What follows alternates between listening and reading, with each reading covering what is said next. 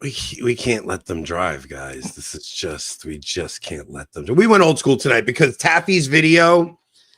He's trying to get us into a fight. Yeah, you know what? I should have said something to him because he sent it to me yesterday.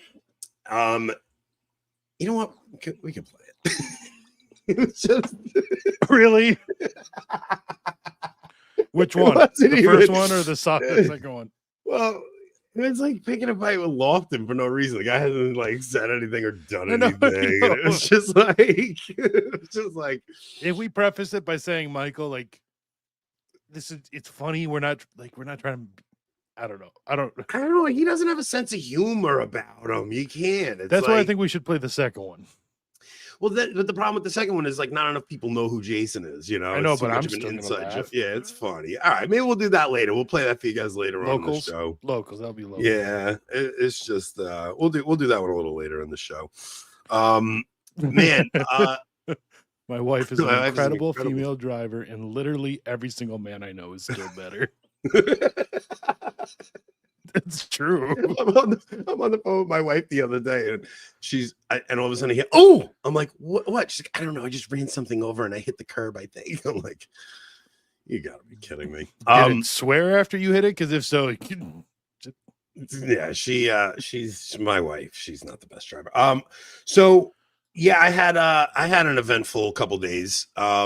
Please pray for Kennedy Hall's preborn son, who has a genetic condition incompatible with life and is not expected to live long after. I've had a couple of conversations with Kennedy. They are his wife is devastated, as you guys can imagine. Things like that are a lot more tricky for the woman than they are for the men, especially when you're talking about a preborn baby, because men take a little time to bond with the child, but women, like from pregnancy, they have that attachment. So. In a way that might make it, I'm not going to say just as hard, but I think it's hard for men because they know they'll never get that chance at a bond. It's a different kind of cross. I think it's like a different kind of. It's almost like a guilt that you didn't have that attachment. But like for me at least, I don't want to say all dads universally, but for me, it took a few months before my kids. Because they were attached to mommy the whole time, and like they're like when they're infants, I'm like, whatever, you know. But once they like recognize my voice, then it's like, all right, daddy's in gear now. I have no doubt they recognized your voice immediately. I still do not have a boat for anybody asking. They're asking how is the boat, but I do have an interesting story about my uncle's boat this weekend.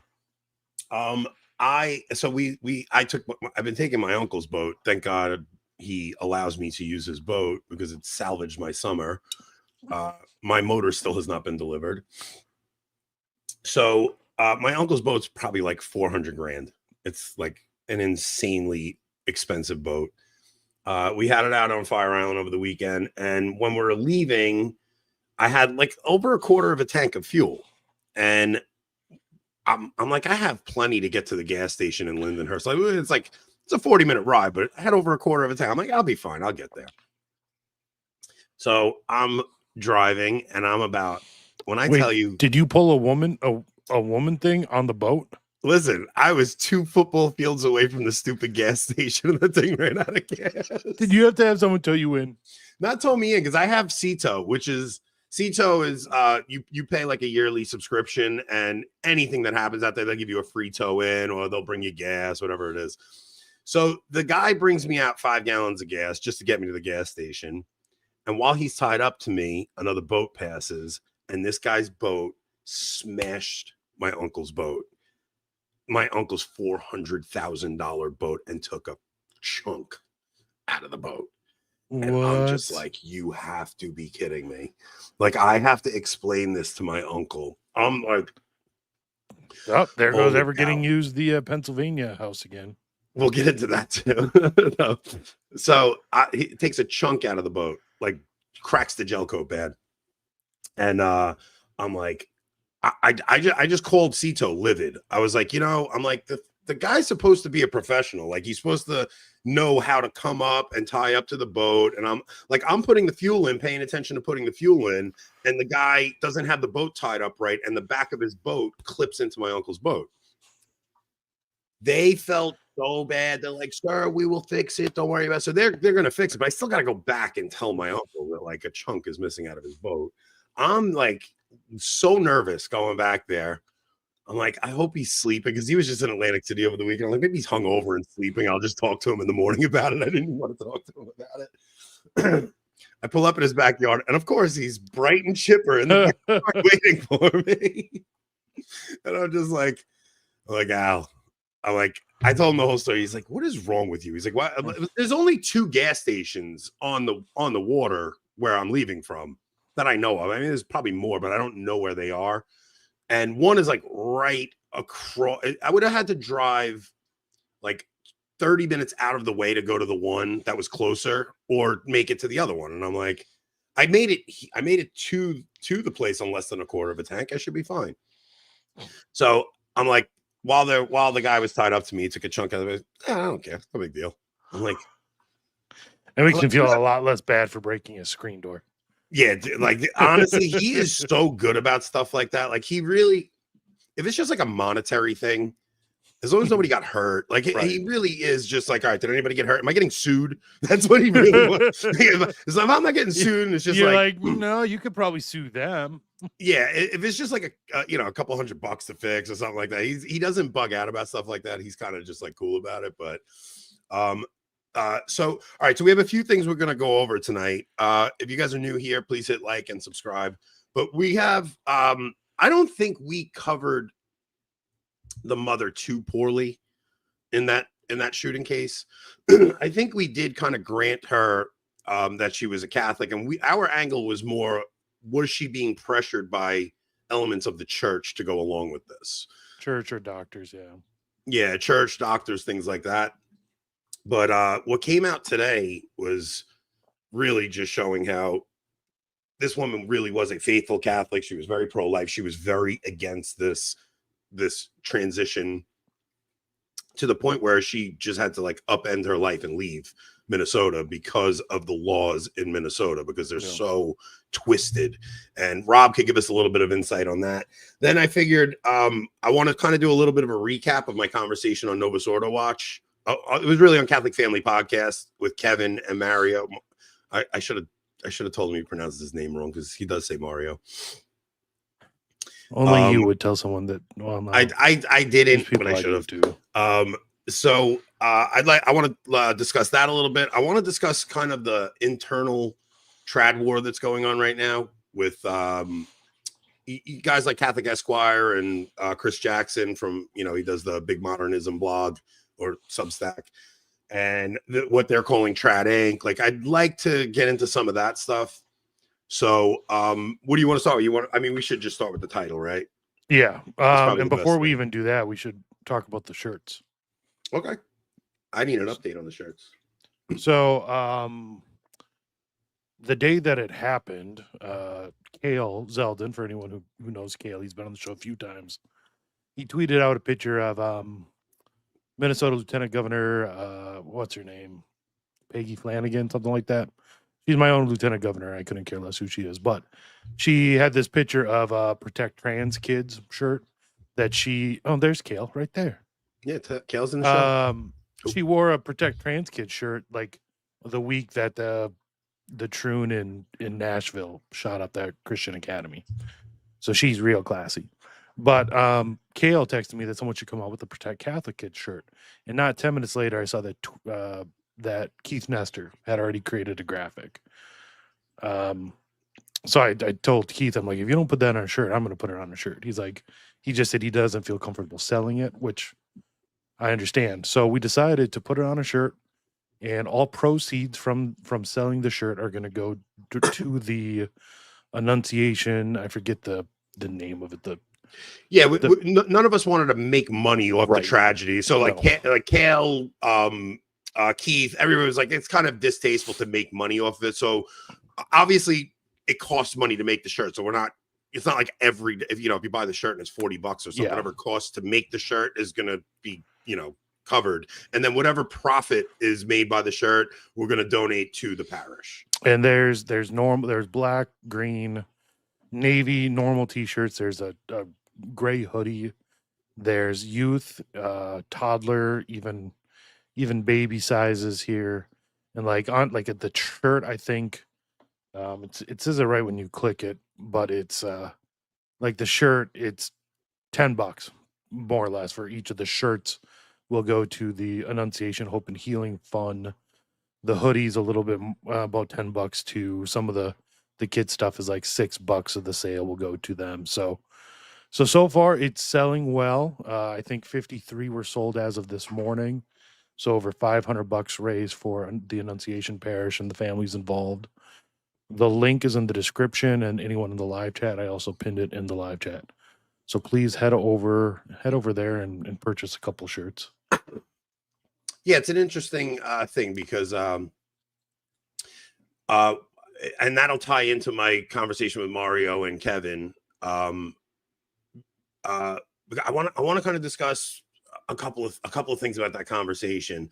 But one thing I took away is like when the persecution of the church comes, I don't think people are going to distinguish between Latin Mass Catholics and Novus Ordo Catholics. Like there's just going to be the persecution of Catholics. Now, I do think a very large portion of those Catholics are going to abandon ship when that persecution comes, and maybe even turn on faithful Catholics. But there will be Catholics from all groups that are persecuted because they don't turn from it, you know. And a way to even notice that right off the bat is the shooter in Minnesota didn't look for a Latin Mass parish. I mean, he just went to a Catholic parish. He didn't differentiate. The one his mom worked at, but yeah, I see what you mean. He wasn't like, oh, I have to go find a Sedevacantists chapel or an SSPX chapel.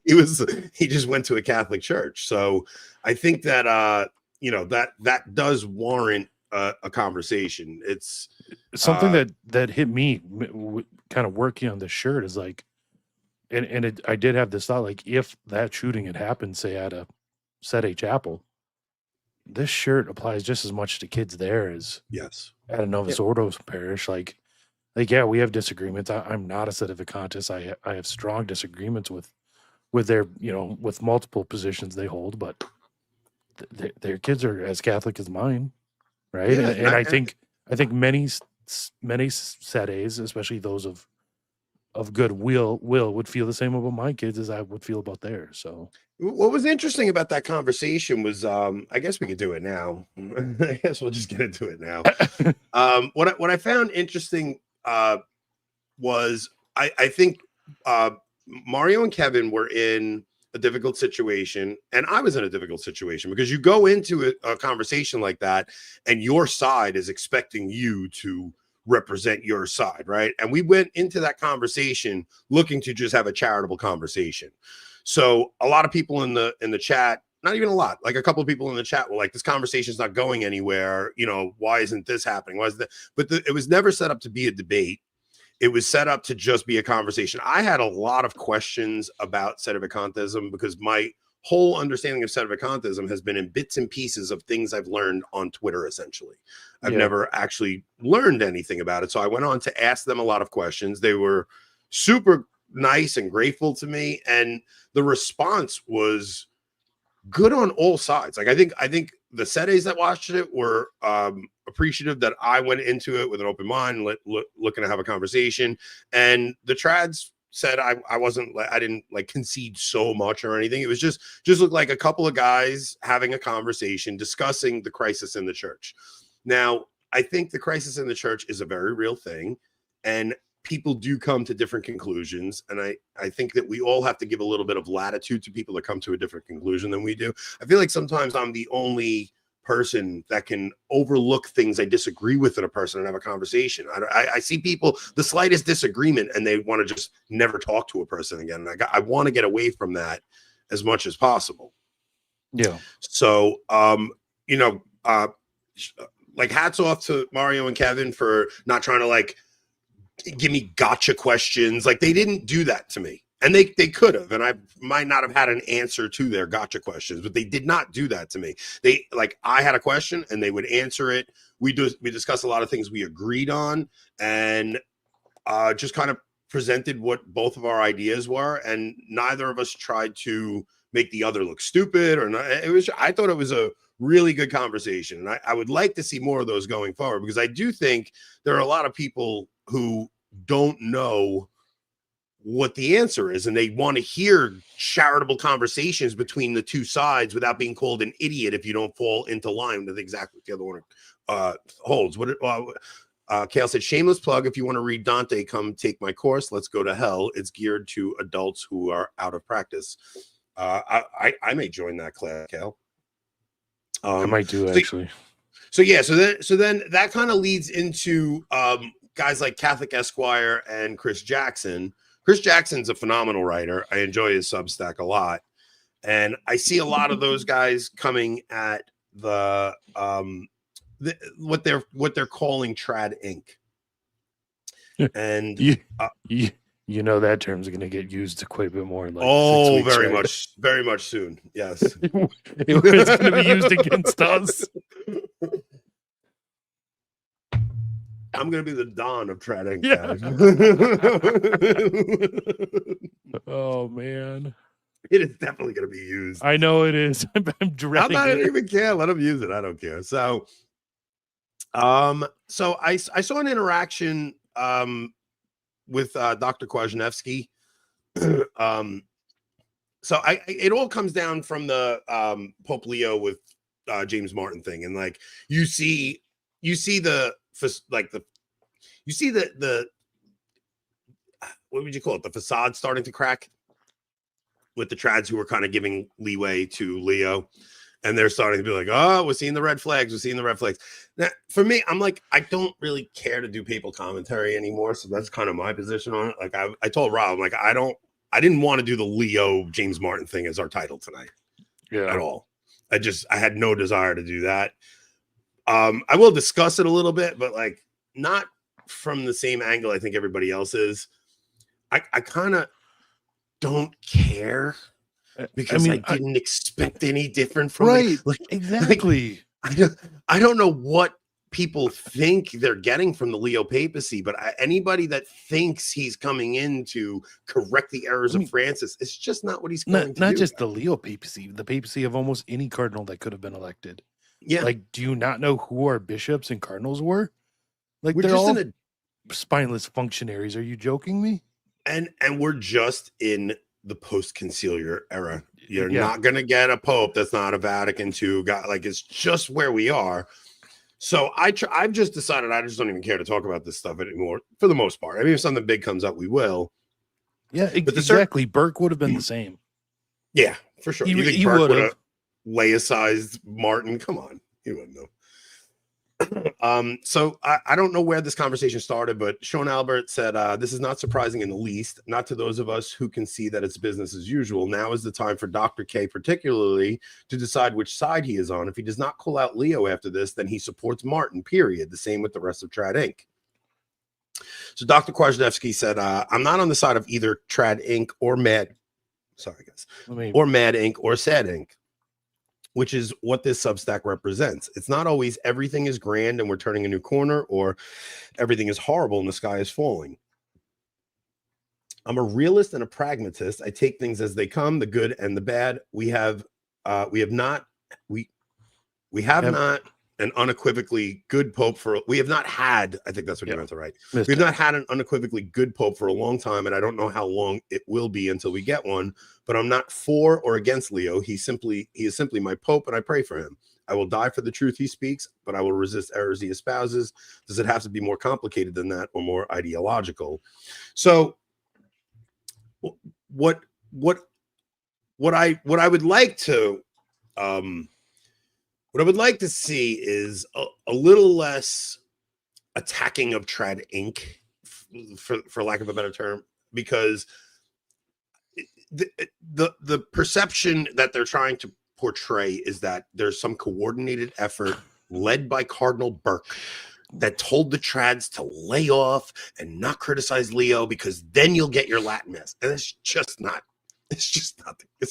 true. Yeah. I mean, did you see that tweet from Stephen Cox? It's just not true, you know? And it's like, I because I really do like Chris Jackson. I really like Catholic Esquire. I think what their takes on things are very important, but I don't think the circular firing at one another is helpful. And I don't even think the circular firing from sedes and trads is helpful. And I think that we have to get to a point where we start to build some kind of a coalition that is going to raise up a generation that will be able to face what is coming. And when the time is right, there will be a big enough group of faithful Catholics to do what God needs them to do in that time. But I don't see how having another division in Tradestan helps. Like, it's not like these guys are sedes and they're doing what Novus Ordo Watch does. It's like, I think they kind of take a similar position to me, in which they're like, I don't know about the Pope question. I just know things are messy since the council, and this is not fixing anything. But I think all the trads that are, even the ones who are giving Leo that extra latitude, I think those guys also kind of know what this papacy is. Like, I don't know. I have not been under any illusions that this is going to be some grand restoration of the papacy. I do think Leo said some good things. I think he said some, I don't think he said anything bad. He's said some good things, and he's done some questionable things. I think having James Martin come there days after this Minneapolis shooting is horrific optics. Like, just horrific optics. I mean, these guys, all of them, including Leo, all thought, hey, let's go after gun control after this, and not looking at and it's not even just the trans issue. It is the total collapse of morality in a culture. I think something's up with YouTube. Oh no, what? The chat doesn't seem to be working. I can't post in it. Yeah, the current viewers just bounced from 98 up to 331. I don't know. I think people can see us, but I don't know. Yeah, as long as you guys can see us, yeah, like St. Augustine saying chat works for me. I don't know. The YouTube's been kind of funny. Like last episode, it went up to 10,000 concurrent viewers. Yeah, it might be this topic. It might be posting this topic that messes with it and sends bots in and stuff like that. I'm not really sure. So yeah, Sean, I will remove the wrench from you, sir. YouTube suspended Ryan. I don't know what that's about, but so I'm not sure. I like, people should not have these high expectations of the Leo papacy. It's not reality. So I do think there is something strategic in seeing what he does with the Latin Mass, because of what we talked about with Tim Gordon and Brian Holdsworth, and that if he does loosen some of those restrictions, I know those guys are looking at it like, oh, you're going to take your crumbs and praise him for it. No, but I do think those are valuable crumbs, and we'll give it. Look, let's Rob discussed this the other night with Adrian on his Guns and Rosaries show. But if you guys had any idea the obstacles Rob has had put in front of him because of Traditionis Custodes to simply baptize his child, a sacrament necessary for salvation. Like, it is so preposterous and insane. And if there is a lessening of that, so that people like Rob, who lives in a rural area that he has to travel 2 to 4 hours to go to mass, if that restriction is lightened up to where he can go to his diocesan Latin mass an hour away, like, that changes life for him. Mm-hmm. So yeah, there is something strategic in saying, hey, let's not make this Pope's life a living hell before we know where he's going to go on certain things. I don't think it's some coordinated effort coming down from Cardinal Burke or Cardinal Sarah. I think it's just people saying, look. And the other thing is, like, I have such Francis fatigue from going through that whole ordeal that I'm just sick of talking about the Pope in general.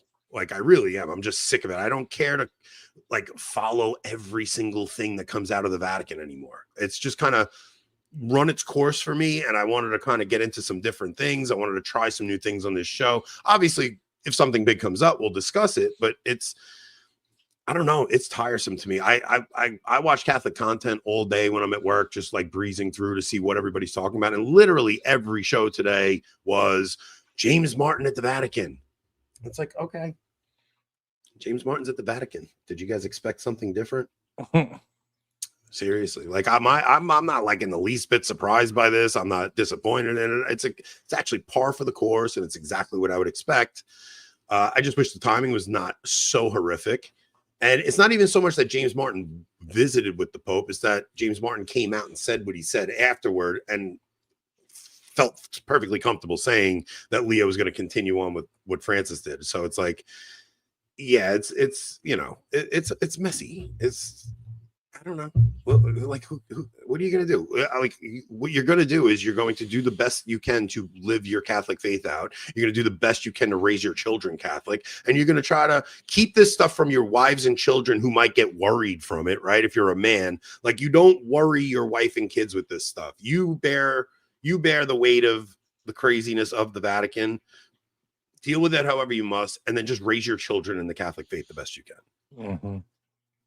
So that's kind of my perspective on it. So, I mean, I would love to have Chris Jackson and Catholic Esquire on to because if I'm misrepresenting anything they're saying or anything like that, I want to make sure I'm not. But I do think there is a place for all of us to have these conversations without it being, hey, this guy's not acting in good faith. He's just doing it for money and grifting and things like I don't think that's helpful. And I don't know. I respect all these guys, and I want to see great minds accomplish some things together rather than in internal bickering. And if I have to play peer mediator, I'm glad to do it. So all right, so let's jump to let's jump into the Andy No tweet, Rob, and we'll get into where the mother was misrepresented here. Let me pull that up here. That's a good tweet. Good comment, right? You trust in the providence of God, do what you can, and don't worry about what you can't change. Like, I don't know how healthy it is spiritually to be obsessing on every little thing, because I know it wasn't healthy for me for a couple of years. I thought there was something exciting about it during the Francis papacy of seeing Catholics take their faith more seriously and, rally around bringing back some of these beautiful devotions that we lost after the council. I learned so much about my Catholic faith because of Francis. And in some ways I'm grateful for that period because I learned a lot of things I hadn't, been aware of. All right, let's pop up Andy No. Okay, so this is Andy No's article, which is, let's see, let me bring it up on my thing so I can see it a little better and read it easier. Okay, so secrets inside the Westman family. Has Mary Westman been wrongly vilified? Mary Grace Westman had been demonized for her son's transition and subsequent violent extremism, but new information reveals the public may have been wrong. I spoke with someone who knows the family. According to this source, it was Jim Allen Westman, not Mary Grace Westman, who was the most affirming of Robert's gender dysphoria. Jim is very liberal, as I saw on his social media before he deleted it. Before and after the divorce, the couple's 5 children allegedly looked to him for affirmation on choices their mother wouldn't support. Mary Grace was very conservative, and Jim was not, the source said. She had been involved in pro-life activism, had given birth to many children. Because of this dynamic, the kids always went behind Mary Grace's back to Jim for approval of doing things she didn't approve. It just shows you how much a father can, like we get on single mothers all the time, but a father has such, oh man, a father that does this. In the aftermath of the shooting on Wednesday. This is from the father's Facebook. This is what he tweeted on the day Derek Chauvin was found guilty of the whole George Floyd thing. So definitely very liberal. Yeah. In the aftermath of the Catholic shooting on Wednesday, Ms. Westman has been ruthlessly vilified by mobs on social media because her signature appeared on a court paperwork that allowed Robert to legally transition as a minor. In Minnesota, both parents typically have to consent to a child's identity change, but the source believes Miss Westman was under immense pressure from professionals, doctors, and family, all warning her that unless she signed, her son would take his life. This threat is a familiar line from mainstream groups, transition or unaliving. Yep. The online mob rage against Miss Westman grew as Minneapolis police said she wasn't returning contact with them from her home in Naples, Florida.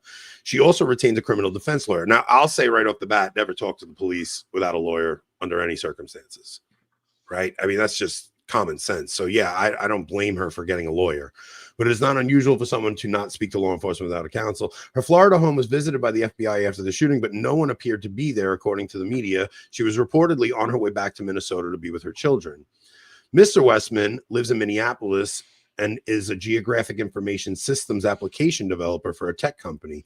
The company is a world leader in developing software for digital maps. According to the source, the Westmans divorced due to the values misalignment regarding child rearing. So they got divorced because the mother was a Catholic and she wanted to raise the children with faith, and the father was a wacky liberal. And it happened when Robert was 11. So probably, and I this is just conjecture, but it probably happened at the time he started to have that gender dysphoria, I would imagine, around the age of 11. Yeah, it just shows how, oh man, divorce, how much it wreaks havoc on children. Miss Westman was very much a traditionalist. She had 6 children in her life, the first of whom, a baby girl, was given up for adoption when the mother was young. So she probably, like, she chose to keep the child, first off, right? Yep. Like, she chose to keep the child and give it up for adoption. Maybe that led to some conversion in her heart or something. The father worked in tech and was not a religious conservative. After the divorce, the father kept the family home in Hastings, Minnesota. He later took on a new partner. Miss Westman relocated to a small town in Minnesota where she continued working. Condo in Egan. A small condo, yeah. In Egan, Minnesota, where she continued working in the administration of the Annunciation Catholic Church before moving to Florida in 2022. Okay, so the source, I'm going to skip a little and go to the source added, Mary Grace did not share with us that she signed the identity change for the paper for Bobby. She probably would not have been able to face us, but we all still would have loved and accepted her decision, knowing that her back was against the wall. Now, Rob, do you have the screenshot of the thing I put in there just describing the Minnesota laws that are on the books? Let me look real quick.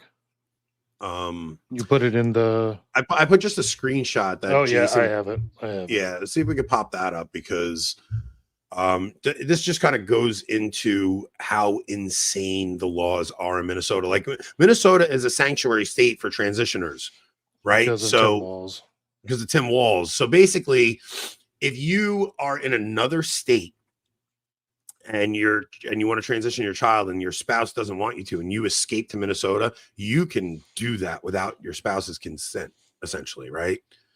So let's be perfectly clear. In 2023, Tim Walz signed a law written by his close advisor and activist Lee Fink, making Minnesota Christopher Finke. His name is Christopher. Okay, I have no idea. He's In Minnesota, parents are stripped of their rights. Courts assume custody if you refuse to trans your child. A parent can kidnap a child, move to Minnesota, and transition their child without completely overriding the objections of the other parent. Doctors can travel to Minnesota from other states and do these things fully shielded by this law.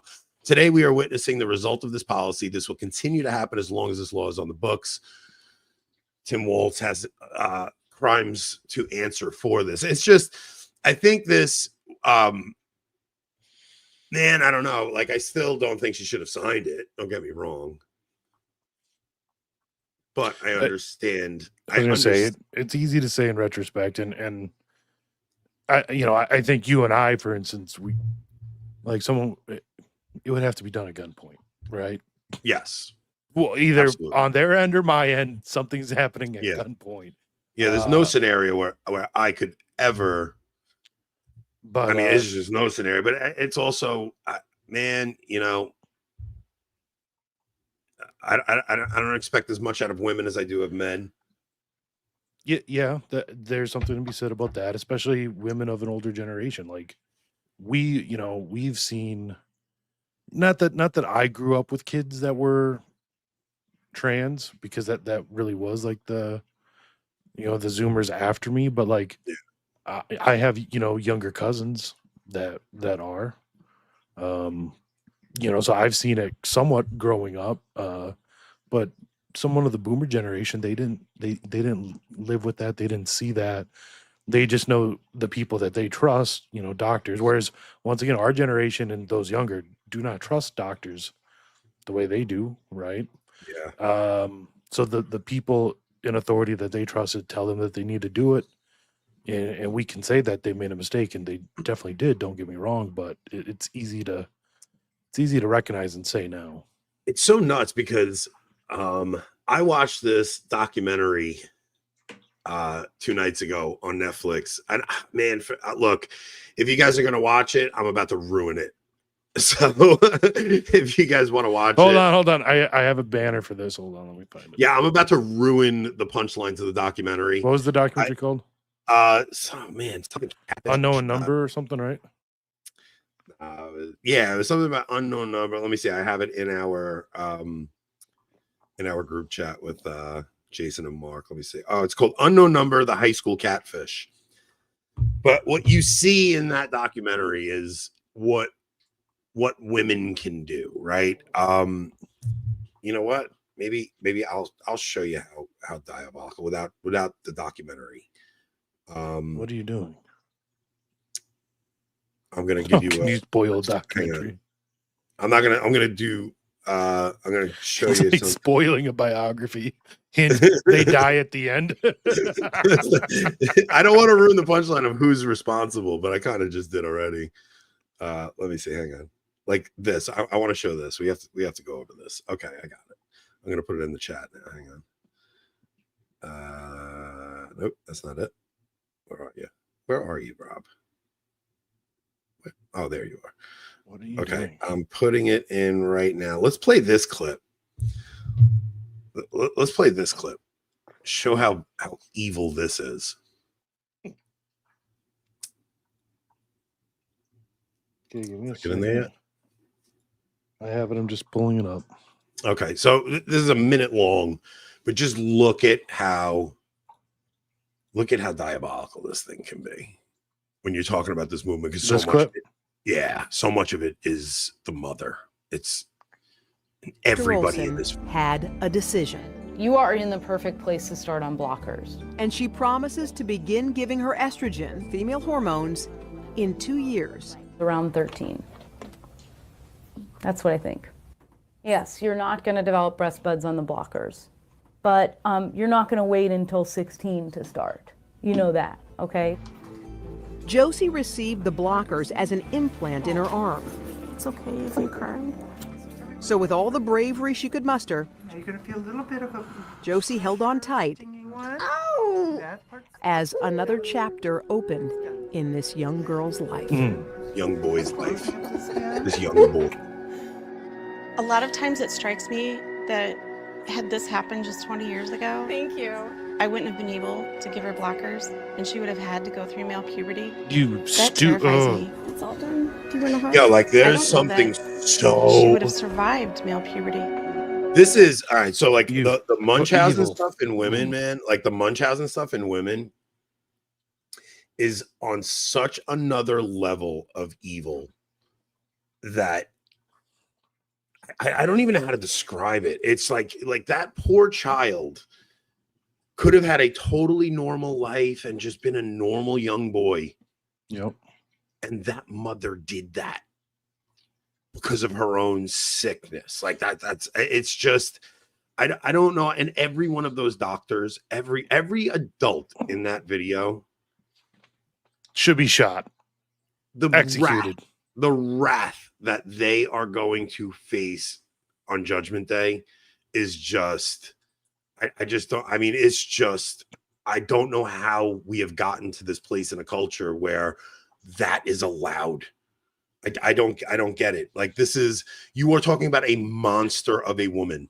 People ask how Germany could as a whole elect the person they did in 1932. And man, it gets easier to understand every day. Yeah, when things are getting this nuts, and like what do? We just accept that this is normal at this point. I just don't.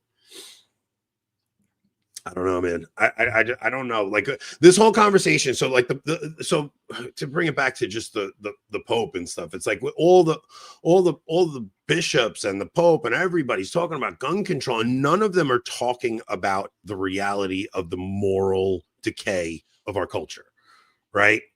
Even the video the other day of the little Scottish girl running around with the axe and stuff, like that girl is not a hero either. Like, she's just a product of this moral decay in the culture. Everywhere you look, it's just moral decay, degeneracy. The world is falling apart. It's really is Christ or chaos. And you're just seeing the evil of betraying our God happening before our, like, it's just unfolding before our eyes every day, more and more profoundly. It's, I don't know where this ends up, but this is why I'm saying it's important that we have these Catholic communities, so that we have a place of refuge, of community with one another, because it's going to get worse. This is not going to get better. You're going to see these kinds of incidents that happen in Minneapolis repeat, and they're going to be more frequent, and they're not going to distinguish between who was the Uber trad and who was trad Inc. and who is this and who is that. I mean, if we're going to try to fight against this, people have to be prepared for there to be bloodshed, because there's going to be, like, because the enemy recognizes who their enemy really is. Yeah. And they've come for us, and they're going to come for us more. Let's see what Tyler says here. So, I would not say she is a degenerate. She's just doing what the men over there are afraid to do. The 14-year-old girl. No. Yes, she's not degenerate, but and saying what happened is a product of a degenerate society. In a rightly ordered society, that her doing that would not have been necessary. Yeah, it's just the whole culture is just, and it's not just immigration and stuff. It's just the moral decay happening around us, and it's all so subtle, and it's in all the programming we watch on TV. The moral decay is what allowed for that sort of immigration as well. Yeah, absolutely. It's happening everywhere. Dude, I work construction. Do you know the conversations I hear on the street with these guys, like the things that they say? I'm just like, man, when you work around people who their souls are dead, right? Because I mean, there's like the majority of people I'm exposed to are just people with dead souls, right? It's just what the reality is. They're all in, like, mired in mortal sin, so desensitized to holiness and what's right and what's wrong, that the things that'll come out of their mouths, you're just like, man. And it's not even a thing of judgment. It's like a thing of sorrow. Like, I don't know how to bring light into their world where they even could see the things that they're saying about women, the things that they're saying about their own wives, the things that they look forward to and want to do. Like, I'm just at a loss for how to even have conversations with so many people. I think in many ways, like, to get to a point where a conversation can even be had, like, you gotta show them, just, they got to see it, through your example. Yeah. And they might not be able to see it, through their sin. But well, what's interesting about that comment even is a lot of the guys will guard what they say when I'm around. But then when, like, they have a little bit of a problem and they're actually seeking something in God, they come to me because they know I'm the guy they can go to, so, like, they'll guard their conversations a little bit when I'm around. Because especially if they're talking about women and they're a married guy, like, I don't let that stuff slide. I call them degenerates. I'm like, bro, you're married. Like, you have a daughter. You want your daughter's husband talking like that. Like that. I'll do stuff like that. But then when they have something happen in their lives where they're actually seeking God, I've had multiple guys at work. I got a phone call 2 days ago from one of the guys I work with asking me, man, what was the question he asked me? He's like, well, if Jesus was Jewish, like, why don't the Jew, like, he was like asking, why don't the Jews believe in Jesus? And I had to, like, get into this whole. Well, see, you should read this book by a man named E. Michael Jones called The Jewish Revolutionary Spirit. Dude, I had like a 40-minute conversation with him just based on that question, and I got into, like, I won't even talk about it on YouTube, but it was very enlightening to him. But it was just that he knew he could come to me with that question. He's asked me a few questions in the past month or two, and they're all, like, pretty deep questions. Like, one of them was, if Jesus is God, why does he pray? Like really deep questions that I had to talk to him about, because he was a Catholic. He grew up Catholic, and he was never taught a single thing. Yeah. So now he's coming across content, and he's seeing conversations, and he's opening his heart a little bit to asking about Christianity. He doesn't even know who the heck to ask. So he's coming to his friend at work, the only guy he knows that goes to church. Mm-hmm. It's a really interesting dynamic that's happening. Like, while the culture is degrading, there are these little bits of light happening all over the place. I wanted to bring up this one comment. Okay, so every time I feel black-pilled at the state of the church, I always remind myself how much worse it is being completely away from the faith. This comment rings so true for me, because when I was away from the sacraments, I was one of those guys at work, talking like they talked, looking at the things they looked at. And it was just wild how quickly my mind spiraled down into that, even after I had known Christ. Because I was away from the sacraments, and when you fall into mortal sin, it desensitizes your conscience, and it darkens your intellect.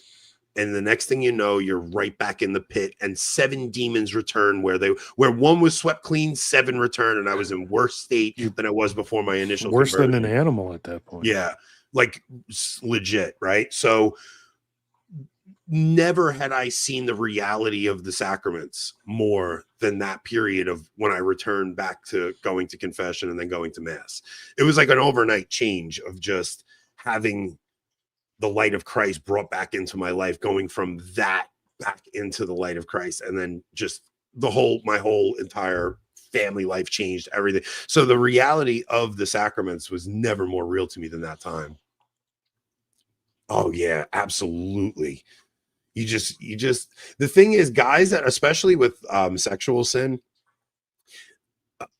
guy has such a deep shame when he's in that he won't even allow himself to hear the name Christ. Like if you even bring Jesus up, it hurts them, and they'll just walk away from the conversation. They'll do anything they can to get out of it. They want nothing to do with that conversation, because they know it's even hearing the name of Jesus will bring shame to someone.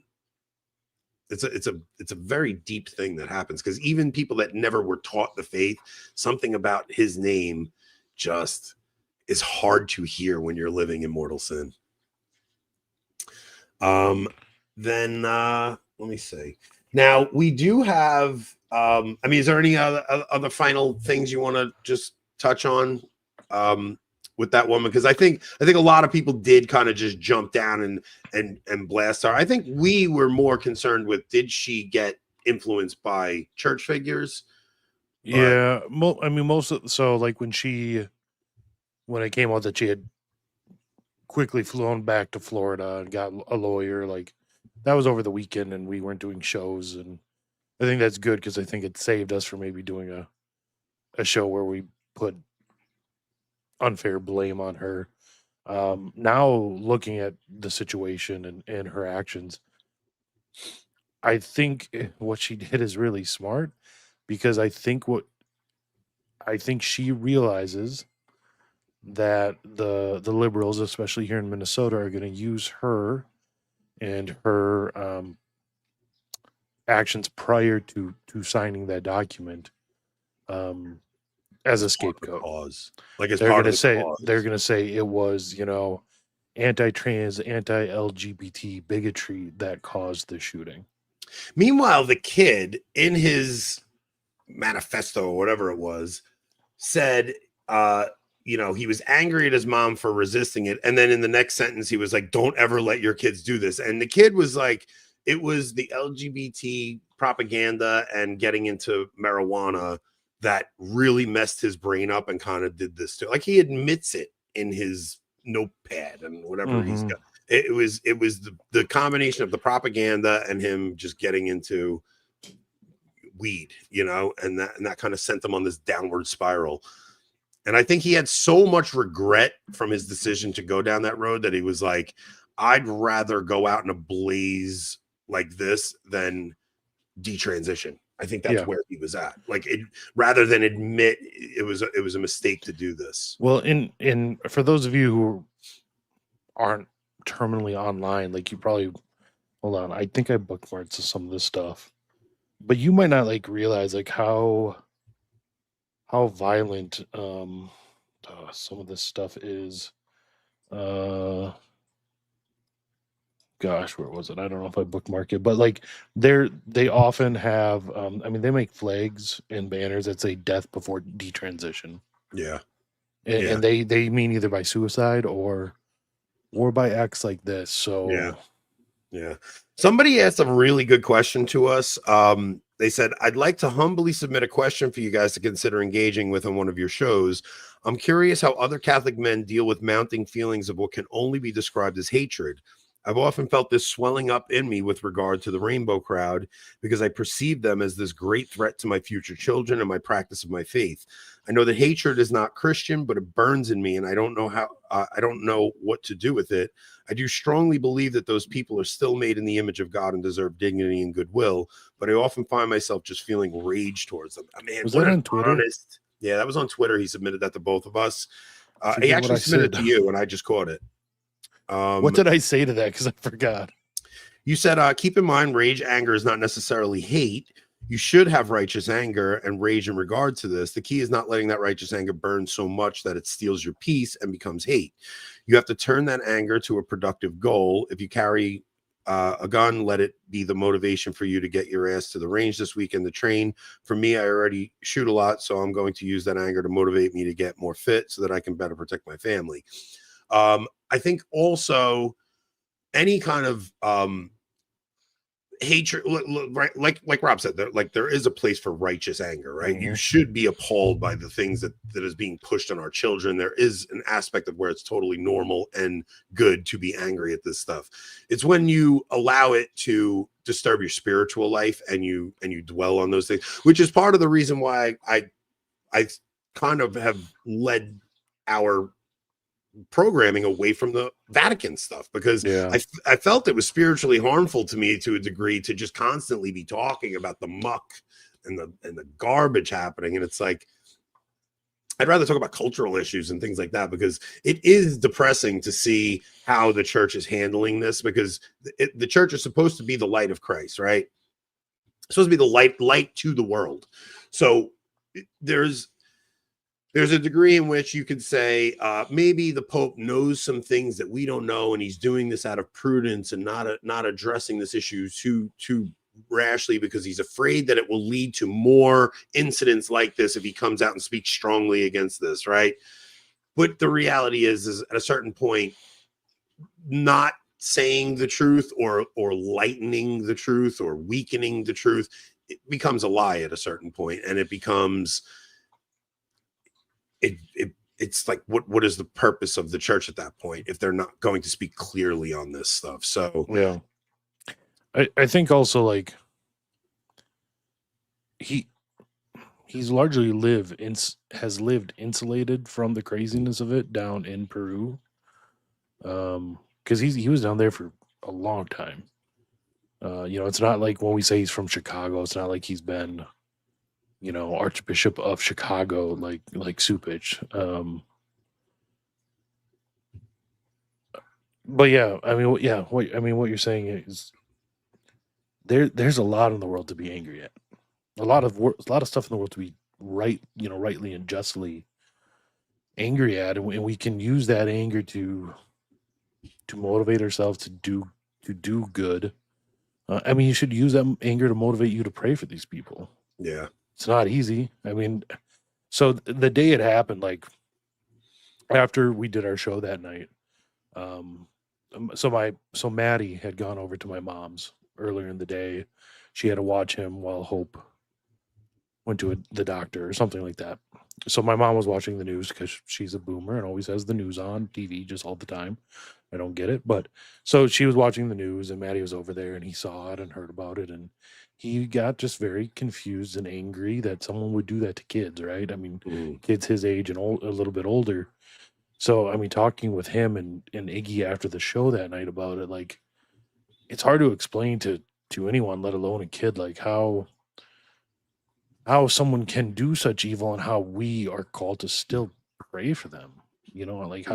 How do you do that? And there's something interesting. There's something interesting in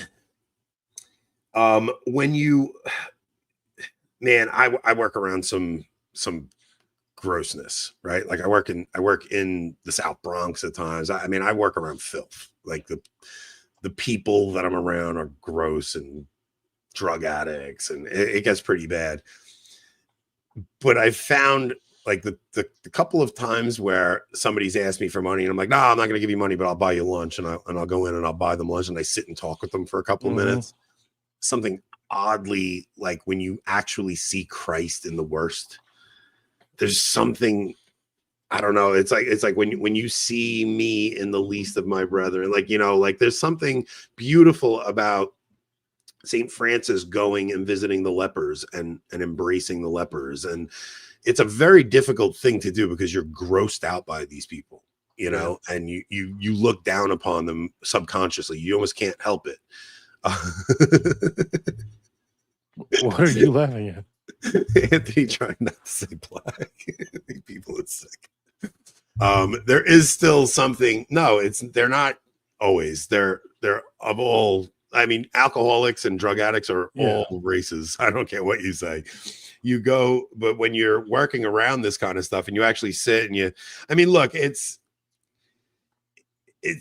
strange because I never want to give money to feed somebody's habit, but I don't mind feeding the poor. Like there's something Christ commands us to do it, you know, and charity covers a multitude of sins. Yeah. So you should look for opportunities to do stuff like that and love the most wretched, and it'll actually change your heart a little bit when you do it. I found when the times where I have done that, it softens me to my anger, and you see them as more human and not just this leech upon society, or, you know, like if you walk past a homeless person and you feel disgust, maybe that's the time to turn around and actually do something for them. It might change your heart a little bit. How, and I don't expect you to have an answer or anyone to have an answer, but like, how do we do that or things of that nature with this group, with this community, right? Like, because that is a good question. And it's probably one I should probably ask Nancy Charles. So we were at Fire Island this weekend. Because I don't have a Fire Island to go to and buy a round for everyone. Oh my goodness, that one! I saw that tweet. You put a couple of drinks in me, and I'm like, oh, I'll buy a round for everybody. Oh my goodness! Pro tip for anyone: if you're drinking with Anthony, just I can't help myself. Like I just want to be generous, but whatever. It cost me $200 for a round of drink anyway. But we were there. It was me and Nicole, and the kid behind the bar was clearly gay, you know. And I was talking with him, and he was just telling me about I don't know how it came up, but it came up that his mom had she's one of 9 kids. And I'm like, oh, is she a big Irish Catholic I know family? how it came up. You were talking about your huge family. No. After he told me that, I mentioned it was mine.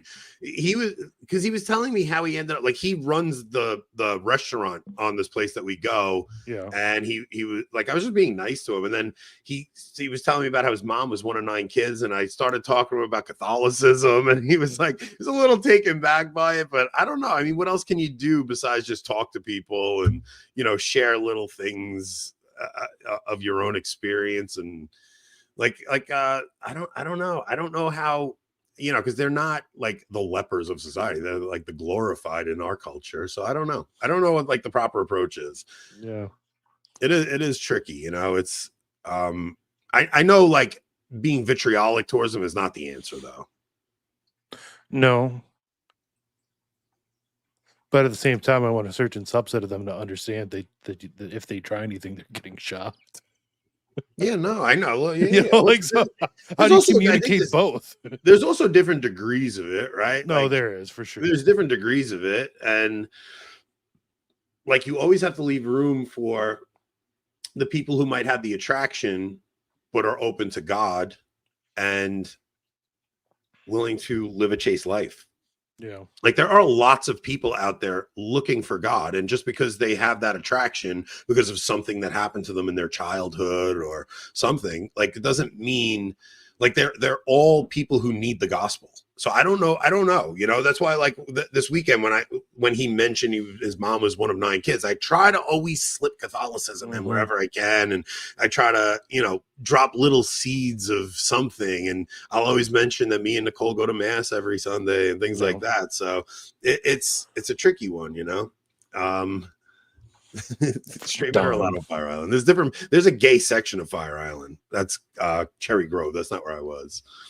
Who are the lepers of today? Wait, did I lose that question? Who are the lepers of today? Honest question.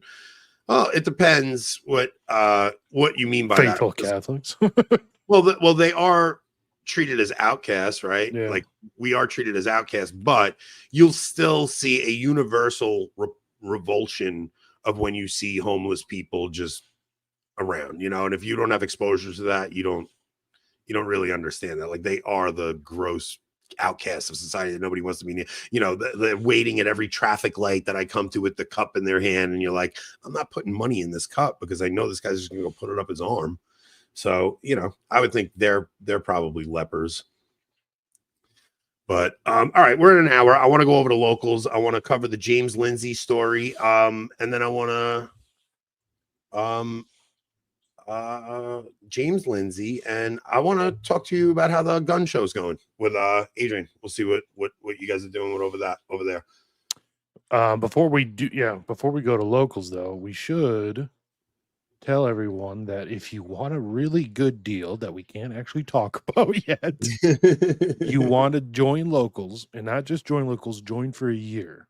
Which is it set at $50? Is that what I set it to? I think so, but it will work out for you in the long run. Yeah, so it's $50 for a year. Now locals will only be around for 6 to 8 more weeks.